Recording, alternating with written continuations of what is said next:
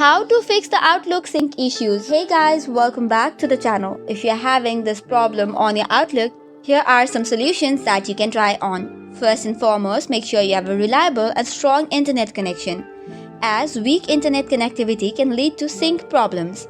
Next up, restart your Outlook completely. After this, you should just launch it again to fix the sync issue.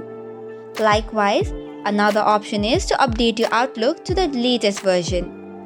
Another thing that you need to try is, in the Outlook ribbon, go to Send and Receive tab and tap on Reconnect to Internet. Likewise, go to File option and check in Office account if it is online or not.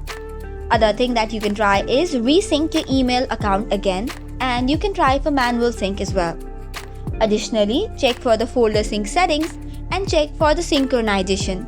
If this does not help, you need to recreate your Outlook profile and then repair the Outlook data files. So this is all for today's video. For more such contents, do not forget to hit the like and subscribe button.